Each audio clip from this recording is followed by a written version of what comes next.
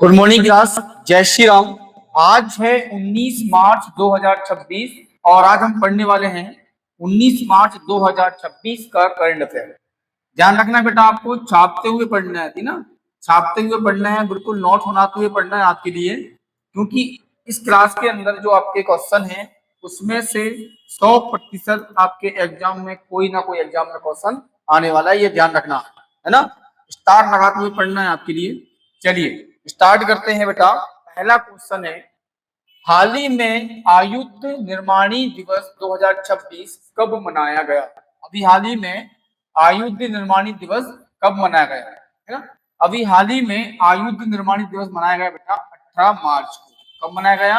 18 मार्च को अभी हाल ही में आयुध निर्माणी दिवस मनाया गया। अच्छा, ये क्यों मनाया जाता है? तो आप एक बात ध्यान रखना बेटा, है ना, भारत में 1802 में, कब बेटा? 1802 में 18 मार्च को। कब?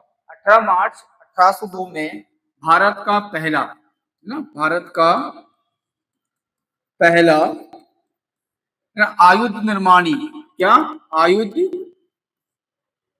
निर्माणी,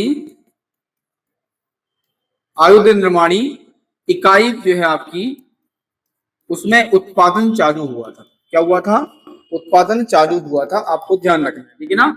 18 मार्च 1802 में भारत का जो पहला आयुध निर्माणी इकाई थी उसमें उत्पादन चालू हुआ था। उत्पादन मतलब जो है ना आपका बनना स्टार्ट हुआ था, है ना, प्रोडक्ट्स जो होते हैं। अच्छा, आयुध निर्माण बेटा किसमें होता है आपका, है ना, जैसे कि आयुध निर्माण में जो कंपनियां होती हैं जो क्या बनाती हैं आपकी, है ना, बम बनाती है ना, गोला, बम गोला हो गए आपके, है ना, ये हो गए आपके, पिस्टल हो गई आपकी, है ना, पिस्टल, बंदूक, पनडुब्बी, है ना, मतलब देश की रक्षा संबंधित जो भी हथियार बनाए जाते हैं उसे बोलते हैं आयुध निर्माणी इकाई। जो कंपनी है आपकी, है ना, उसका जो है निर्माण चालू हुआ था। और वो कंपनी कहाँ थी बेटा? कलकत्ता में। कहाँ थी? कलकत्ता में, काशीपुर में। कहाँ पर? कलकत्ता में काशीपुर में ये कंपनी खुली थी 1802 में। और यहाँ पर जो है ना पहली बार जो है ना उसका उत्पादन चालू हुआ था, ये बनना स्टार्ट हुए थे, गोला हुए, बम हुए, आपकी पिस्टल हुई, बंदूक हुई, पनडुब्बी हुई, है ना, जितने भी आपके देश की रक्षा संबंधित जितने भी आपके हथियार होते हैं, हथियारों का निर्माण जो होता है वो आयुध निर्माण इकाई में होता है। और यहाँ जो है ना आपका कलकत्ता की काशीपुर में भारत की पहली इकाई खोली गई थी हथियार बनाने के लिए, है ना। ये अंग्रेजों के समय की बात है बेटा ना। हमारा देश तो 1947 में आजाद हुआ है, तो इन्होंने, अंग्रेजों ने जो है ना पहला जो है ना कंपनी खोल दी थी हथियार बनाने के लिए, पिस्टल, है ना, ये वगैरह, बम वगैरह बनाने के लिए, है ना, आपको ध्यान रखना है, ठीक है। चलिए नेक्स्ट क्वेश्चन देखते हैं, हाल ही में वन डे डिलीवर सर्विस किसने शुरू की? अभी हाल ही में बेटा वन डे डिलीवरी जो आपकी होती है ना, कोरियर वाली, क्या कोरियर डिलीवरी जो होती है सर्विसेज, वो वन डे, है ना, एक दिन में पहुंचने की जो है शुरुआत की है, तो वो किसने की है? अमेजोन, रैपिडो, मिंत्रा। तो मैं बता दूं आपके लिए, डाक विभाग ने, अभी हाल ही में डाक विभाग ने one day delivery, next day delivery, है ना, नेक्स्ट डे डिलीवरी जो आपकी है वो खोली गई है। इसका एक और नाम है नेक्स्ट डे डिलीवरी, या हम बोल सकते हैं वन डे, एक दिन में डिलीवरी हो जाएगी आपकी 24 घंटे में। तो नेक्स्ट डे डिलीवरी इसका एक नाम है, और एक है नेक्स्ट डे डिलीवरी और एक है वन डे डिलीवरी। अभी हाल ही में डाक विभाग ने ये योजना जो है ना सर्विसेज चालू की है ना। इसको जो है ना 3 प्रकार के प्राइम में बांट दिया, है ना, 3 प्रकार के प्राइम में बांट दिया, ध्यान रखना, प्राइम में क्या कर दिया? बांट दिया, है ना। 3 प्रकार कौन कौन से बेटा? पहला प्रकार आपका है अर्जेंट वाला कोई चीज है ना, अर्जेंट आपकी है ना, अर्जेंट कंपाइनमेंट, है ना, अर्जेंट कंपाइनमेंट लेना है। अर्जेंट कंपाइनमेंट जो आपकी डे 1 में होगी, है ना, डे 1 में होगी, ध्यान रखना, एक दिन में होगी अर्जेंट कंपाइनमेंट, है ना। एक आपका क्या होगा बेटा? स्पीड, क्या है बेटा? स्पीड पोस्ट पार्सल, है ना, स्पीड पोस्ट पार्सल है, क्या है? पार्सल है। तो वो आपका, वो भी आपका वन डे में होगा, एक दिन में होगा, है ना। यदि स्पीड कोई पोस्ट है, यदि कोई स्पीड क्या है बेटा? पोस्ट है ना, तो वो बेटा डे 2 में होगा। क्या होगा? डे 2 में। तो ये क्या है? 3 प्रकार का, उन्होंने 3 भागों में बांट दिया है। यदि किसी को भी डाक विभाग के द्वारा कोई अर्जेंट में पहुंचाना है ना, अर्जेंट कंपाइनमेंट पहुंचाना है, तो डे 1 में आपका पहुंच जाएगा ना। स्पीड जो है आपकी पोस्ट पार्सल, पार्सल देना है तो डे 1 में पहुंचेगा, लेकिन स्पीड कोई पोस्ट है तो ऐसा निर्धारित किया है कि डे 2 में ये पहुंच जाना चाहिए। ऐसा जो है ना सर्विसेज चालू कर रहा है डाक विभाग, तो कर रहा है बेटा, डाक विभाग कर रहा है ना। इसको जो है ना बेटा ओटीपी पर आधारित कर दिया गया। ओटीपी है ना, ओटीपी जो आपको होता है वन टाइम पासवर्ड है ना, वन टाइम पासवर्ड, ओटीपी। तो ये ओटी पर आधारित कर दिया इसको ना, ओटी पर आधारित कर दिया है, ये आपको ध्यान रखना है। ओटी पर आधारित है ये, जब भी पार्सल जाएगा तो ओटीपी आएगा तो ओटीपी, मतलब जैसे अमेजोन मिंत्रा करता है ना, पार्सल जो आपका बुक होता है तो भी आपका ओटीपी, शायद मैंने बुक नहीं किया, मेरा ऑनलाइन बार सिस्टम नहीं रहता मेरा, लेकिन जब देने कोई आता है तो ओटीपी मांगता है, ऐसा कुछ है। तो ये ओटी पर आधारित जो है ना आपका रहता है, ध्यान रखना है। इसके बाद उसको ट्रैक भी कर सकता है, जो व्यक्ति भेजता है उसको ट्रैक भी कर सकता है ना, ये भी आपको ध्यान रखना है, कहाँ पहुंचा, कितनी देर में जाएगा, कहाँ तक पहुंच गया, कब निकला, ऐसा जो है ट्रैकिंग सिस्टम भी दे दिया है इसमें, है ना। अपने कोरियर को, अपने जो पार्सल को ट्रैक भी कर सकता है डाक विभाग की जो ऐप में है ना। ओटीपी आएगा आपका, इसको 3 भागों में बांट दिया, ध्यान रखना। हाल ही में जो वनडे डिलीवरी जो है ना तो चालू की है, डाक विभाग ने की है, ये आपको ध्यान रखना है। शुरुआत में बेटा ये 6 जिलों से स्टार्ट की है, ध्यान रखना ना। अभी शुरुआत की है तो 6 जिलों से स्टार्ट की है ना। पहला आप बोल सकता हूँ दिल्ली, है ना, दिल्ली तो सबसे बड़ा शहर है, दिल्ली कर दिया आपका, है ना। दूसरे में आपको एक दो मैं आपके लिए दिल्ली, मुंबई, है ना, मुंबई से आपको कर दिया है दिल्ली, मुंबई, है ना, हैदराबाद, हैदराबाद हो गया आपका। इसके बाद कोलकाता हो गया आपका, कोलकाता हो गया आपका। इसके बाद आप बोल सकते हो तो अपन दिल्ली, मुंबई, हैदराबाद। इसके बाद आपका हो जाएगा आपका कोलकाता हो गया, हैदराबाद हो गया, बेंगलुरु हो गया, बेंगलुरु हो गया बेटा आपका, ना बेंगलुरु हो गया आपका। इसके बाद चेन्नई हो गया। ये बड़े बड़े जो आपके जो मेट्रो सिटी हैं, है ना, इन 6 जो जिले हैं आपके, इनमें अब चालू किया है, धीरे धीरे से इसका प्रसार आगे बढ़ेगा। जो बड़े बड़े शहर हैं, मेट्रो सिटी हैं बड़ी बड़ी, दिल्ली, मुंबई, हैदराबाद, कोलकाता, बेंगलुरु और चेन्नई, ये 6 जिलों से स्टार्ट की है बेटा वन डे डिलीवरी जो है ना सर्विसेज। किसने की है? तो डाक विभाग ने की है, ये आपको ध्यान रखना है। किसने की है? डाक विभाग ने की है। अच्छा, इसका शुभारंभ किसने किया था? ध्यान रखना, इसका शुभारंभ जो होता है ना, इसका उद्घाटन किया था, इसका उद्घाटन किया था ज्योतिराज सिंधिया ने। किसने किया था? ज्योतिराज सिंधिया ने, ठीक है ना। किसने किया था? ज्योतिराज सिंधिया ने किया था बेटे। संचार मंत्री है, केंद्रीय कैबिनेट मंत्री है ये, संचार मंत्री है, प्रसारण मंत्री है, और राज्य जो आपके एक राज्य मंत्री होते हैं ना, राज्य मंत्री भी इसमें उपलब्ध थे ना। राज्य मंत्री का नाम क्या है बेटा? चंद्रशेखर। क्या है? चंद्रशेखर पेम्मासानी। क्या है बेटा? चंद्रशेखर पेम्मासानी, है ना। तो राज्य मंत्री को आप याद करो, नहीं रखो कोई दिक्कत नहीं, लेकिन आपको ये याद रखना है कि इसका शुभारंभ किसने किया था? तो हमारे केंद्रीय प्रसारण मंत्री हैं आपके ज्योतिरादित्य सिंधिया, इन्होंने जो है ना इसका स्टार्ट किया था। और इसका जो जो कार्यक्रम का आयोजन कहाँ हुआ था? नई दिल्ली में हुआ था। कहाँ हुआ था? नई दिल्ली में हुआ था, ये आपको ध्यान रखना है। कहाँ पर हुआ था बेटा? नई दिल्ली में हुआ था इसका कार्यक्रम, आकाशवाणी केंद्र। कहाँ पर? आकाशवाणी केंद्र में, ये आपको ध्यान रखना है, ठीक है। चलिए, तो आपको समझ में आ गया बेटा, वनडे डिलीवरी सर्विसेज जो है ना डाक विभाग द्वारा चालू की गई थी, है ना। चलिए, नेक्स्ट क्वेश्चन है बेटा, हाल ही में इंडियन वेल्स ओपन में जैनिक सिनर ने किसे हराकर खिताब जीता है? अभी हाल ही में क्या हुआ है बेटा? इंडियन वेल्स ओपन जो है ना टेनिस जो आपका चैंपियनशिप है वो ही है। हाल ही में इंडियन वेल्स ओपन जो है ना आपकी टेनिस टेनिस चैंपियनशिप हुई है, उसमें जीता कौन है बेटा? Jannik Sinner. कौन जीता बेटा? जैनिक सिनर है, ये इटली के हैं। कहाँ के हैं बेटा? इटली के हैं, आपको ध्यान रखना है। जैनिक सिनर जो है आपके इटली के हैं। तो इन्होंने किसको हराकर अभी हाल ही में खिताब जीता है, ये आपको बताना है, ठीक है। तो अभी इन्होंने जो हराया बेटा, वो हराया है डेनियल डेनियल मेदवेदेव को। इसको हराया है, डेनियल मेदवेदेव को हराकर ये ना इंडियन वेल्स ओपन का खिताब जीता है। किसने जीता है? जैनिक सिनर ने।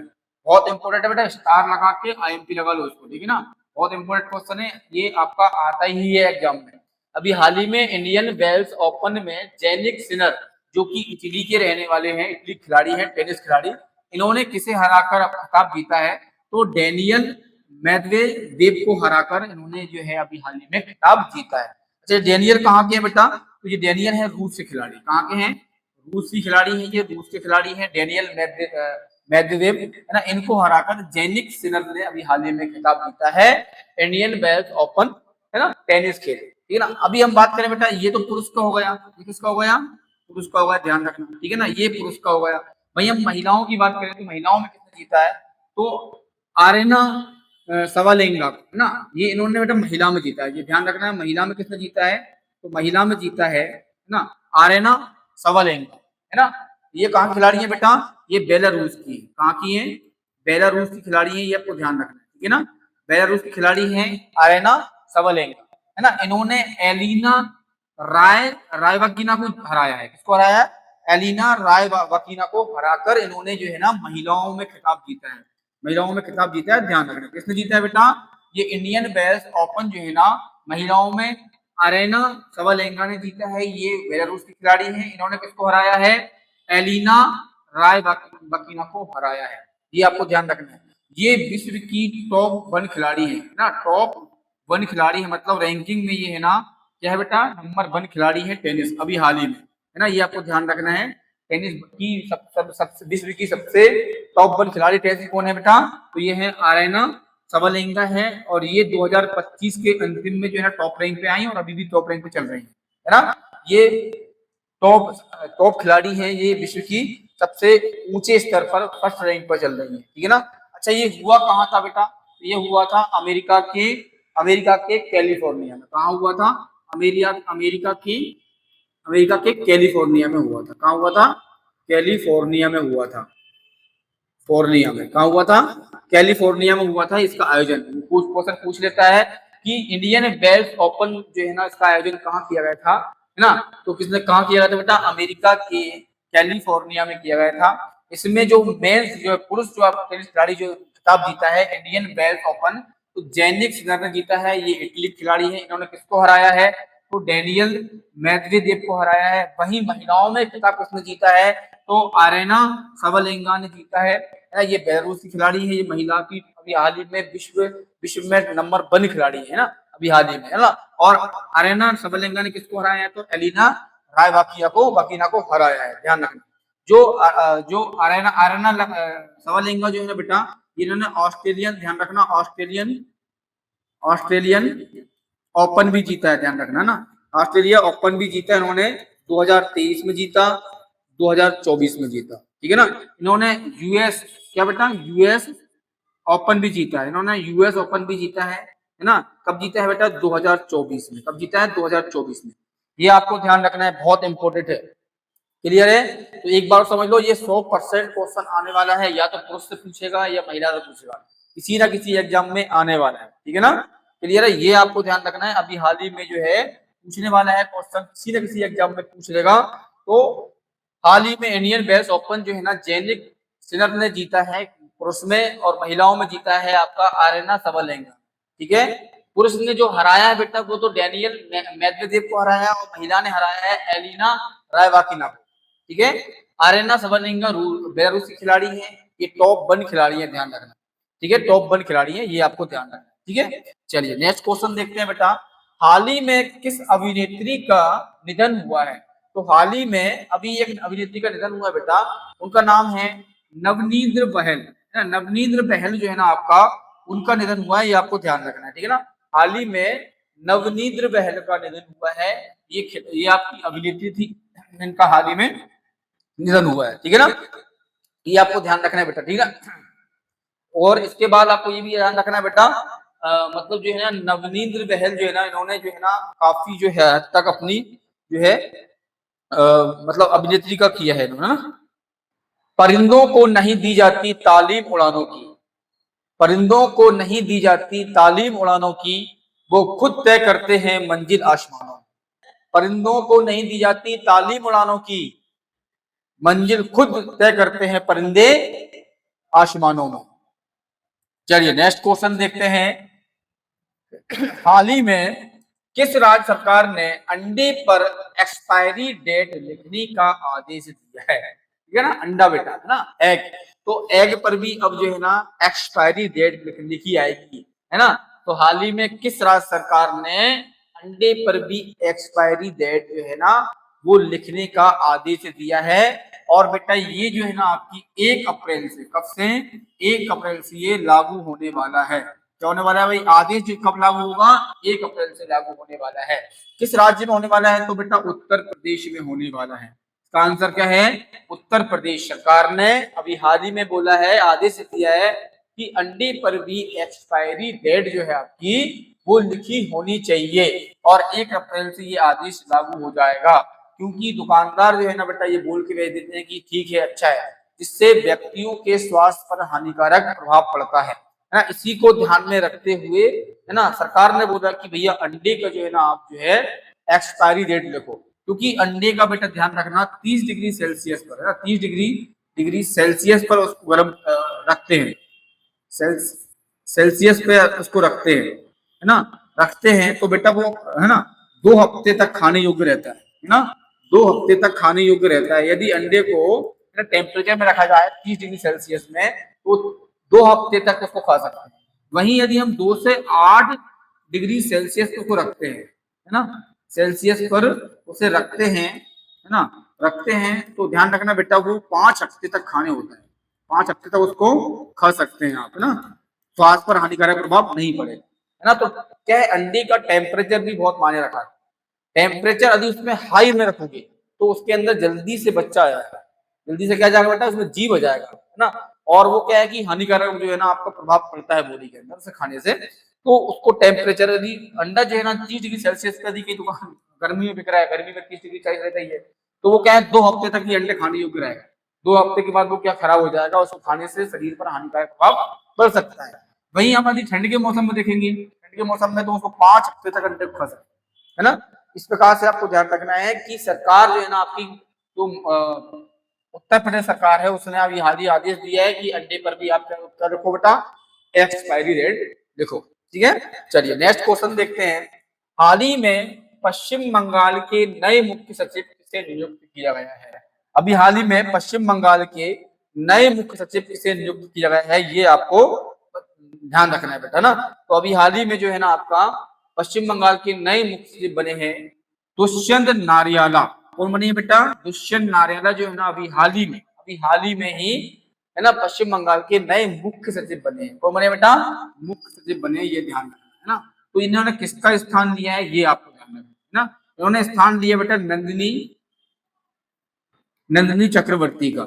इसका बेटा नंदिनी चक्रवर्ती का स्थान लिया है, ध्यान रखना है। इन्होंने अभी हाल ही में नंदिनी चक्रवर्ती को हटाया है ना, पहले क्या कर दिया इसको हटाया है और इनकी जगह पर दुष्यंत नारियाला को लेकर आए हैं, मुख्य के रूप में नियुक्त किया है। हटाया किसको है? तो नंदिनी चक्रवर्ती को हटाया है। यदि क्वेश्चन घूम के आ जाए, पूछ के आ जाए कि अभी हाल ही में पश्चिम बंगाल के है ना किसे जो है ना आपका मुख्य के रूप से हटाया गया है, तो नंदिनी चक्रवर्ती को हटाया गया है और इनके स्थान पर दुष्यंत नारियाला को लेकर आए। नंदिनी चक्रवर्ती जो थी बेटा पश्चिम बंगाल की ना, पश्चिम बंगाल की पहली कौन थी बेटा? पहली है ना, पहली कौन थी बेटा? पहली जो है ना आपकी मुख्य सचिव की, ध्यान रखना क्या थी? मुख्य सचिव थी है ना, पहली मुख्य सचिव थी बेटा नंदिनी, जो आपकी नंदिनी चक्रवर्ती पश्चिम बंगाल की पहली मुख्य सचिव बनी थी, महिला। ध्यान रखना बेटा महिला, तो ये महिला है ना, तो पश्चिम बंगाल की पहली महिला मुख्य सचिव बनी थी आपकी नंदिनी चक्रवर्ती है ना। इनकी ज्वाइनिंग जो हुई थी बेटा 1 जनवरी को हुई थी। कब हुई थी? 1 जनवरी 2026 को हुई थी और अभी हाल ही में इनकी ज्वाइनिंग की और इनको हटा दिया गया है ना। तो हटाकर फिर दुष्यंत नारियाला को लेके आए ये है ना, पश्चिम बंगाल की पहली महिला मुख्य सचिव बनी थी 1 जनवरी 2026 को उन्होंने अपना अपॉइंटमेंट लिया था, ये आपको ध्यान रखना है, ठीक है बेटा। तो ये आपको इतना ध्यान रखना पड़ेगा इस क्वेश्चन के बारे में। चलिए नेक्स्ट क्वेश्चन देखते हैं बेटा। अभी हाल ही में किस राज्य सरकार ने पशुधन बचाने के लिए, क्या बचाने के लिए बेटा? पशुधन बचाने के लिए FMD टीकाकरण अभियान शुरू किया है ना। पशुधन क्या होता है बेटा? जैसे पशुधन में आपका गाय, भैंस, बकरी है ना, दुधारू पशु क्या होता है बेटा? दुधारू पशु। तो अभी हाल ही में किस राज्य सरकार ने पशुधन को बचाने के लिए FMD टीकाकरण अभियान शुरू किया है ना। जैसे गाय, भैंस, बकरी आदि इन जानवरों को बचाने के लिए जो है ना टीकाकरण का क्या किया बेटा? शुरुआत की है। तो किस राज्य ने की है बेटा? तो वो की है गुजरात राज्य ने। किसने की है? गुजरात राज्य ने अभी हाल ही में पशुधन बचाने के लिए FMD टीकाकरण जो होता है उसकी जो है ना बेटा शुरुआत की है ना। इसका फुल फॉर्म होता है बेटा फूड एंड माउथ डिसीज। क्या होता है बेटा? Disease, food and mouth disease, FMD। FMD का मतलब होता है फूड एंड माउथ डिसीज। ये एक प्रकार की बीमारी है पशुओं में। क्या है बेटा? बीमारी है पशुओं में, है ना। पशु जो होते हैं आपके दुधारू पशु जो होते हैं, जो दूध देते हैं, है ना, उनमें जो है ना आपकी जो खुर वाले पशु होते हैं, क्या होते हैं? खुर वाले पशु होते हैं, उनमें ये बीमारी है ना। इसमें क्या होता है बेटा? जानवर क्या हो जाता है? जानवर बीमार हो जाता है, जानवर बीमार रहता है। साथ साथ में उसके मुंह में छाले आ जाते हैं बेटा, मुंह में छाले आ जाते हैं, छाले आ जाते हैं, है ना, मुंह में छाले आ जाते हैं। साथ में ही इसमें क्या होता है बेटा? भूख कम लगती है जानवर को। क्या लगती है? भूख कम हो जाती है उसकी, है ना। जानवर क्या हो जाती है? भूख कम हो जाती है। मुंह से लार आती है, क्या जाती है? मुंह से लार आती है। तो ऐसे में क्या होता है, जब जानवर के मुंह से लार आती है, बीमार हो जाता है, मुंह में छाले आ जाते हैं, तो कुछ खा नहीं पाता है, तो उससे क्या होता है? दूध की जो उत्पादन क्षमता है बेटा, वो कम हो जाती है। क्या होती है? कम हो जाती है। और कई पशु जो आपके मर जाते हैं, है ना। तो किसानों को जो आपके जो जो आपके जानवर पालते हैं, है ना, वो किसान होते हैं आपके पशुपालन वाले जानवर किसान। वो किसानों क्या हो जाता है? पशु मरने मरने से या दूध का जो उत्पादन कम होने से उनको नुकसान होता है ना। तो गुजरात सरकार ने बोला कि FMD एक टीकाकरण शुरू करते हैं। ये बीमारी से बचाने के लिए जानवर बच जाएंगे, तो किसानों को, जो पशुपालन वाले किसान हैं, उनके लिए नुकसान नहीं होगा, जानवर उनका नहीं मरेगा ना, उनको बीमारी नहीं आएगी, तो दूध दूध जो आपका उत्पादन है उसमें कमी नहीं आएगी। गुजरात सरकार ने ये आपके जो है ना अभी हाल ही में योजना लेके आए हैं, ये आपको ध्यान रखना है ना। चलिए नेक्स्ट क्वेश्चन देखते हैं। हाल ही में अंतरराष्ट्रीय नौसैनिक अभ्यास सी ड्रैगन, क्या बेटा? सी ड्रैगन 2026 का आयोजन कहाँ हुआ? तो ये हुआ बेटा गुआना। कहाँ हुआ? गुआना में हुआ है। और ये अमेरिका के नेतृत्व में हुआ है। किसके नेतृत्व में बेटा? अमेरिका के नेतृत्व में हुआ है। इसने किया बेटा, अमेरिका ने इसका नेतृत्व किया है। ये हुआ कहाँ है? गुआना में हुआ है। ये नौसैनिक अभ्यास है ना। इस अभ्यास में क्या होता है बेटा? पनडुब्बी को ढूंढना, पानी में ढूंढना, है ना, उसको टारगेट करना, उसको कैसे खत्म किया जाएगा, वो सब क्या है बेटा?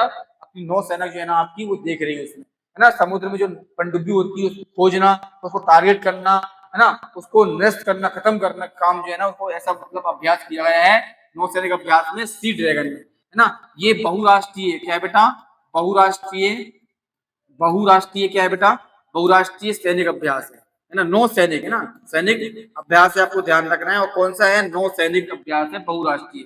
इसमें बेटा अमेरिका ने भाग लिया, है ना। जो बड़े बड़े देशों के नाम बताओ। अमेरिका ने लिया, भारत ने लिया, जापान ने लिया, ऑस्ट्रेलिया ने लिया, ऑस्ट्रेलिया ने लिया, है ना, न्यूजीलैंड ने लिया, न्यूजीलैंड ने लिया। तो इस प्रकार के बड़े बड़े देशों ने इसमें भाग लिया है। ये बहुराष्ट्रीय नौ सैनिक अभ्यास है, सी ड्रैगन 2026। इसका आयोजन गुआना में हुआ था और ये अमेरिका के नेतृत्व में हुआ था। ये आपको ध्यान रखना है बेटा, बहुत इंपॉर्टेंट है। जैसे मैं बता दूं आपके लिए बेटा, इसमें जो है ना आपके बहुराष्ट्रीय सैनिक अभ्यास है ये, है ना, बहुराष्ट्रीय नौ सैनिक अभ्यास है, सी ड्रैगन 2026 का नाम है ना। इसमें America, Bharat, Japan, Australia, New Zealand जैसे कई देशों ने भाग लिया, है ना। और ये हुआ कहाँ पर? गुआना में हुआ, और ये अमेरिका के नेतृत्व में हुआ है, ये आपको ध्यान रखना, ठीक है।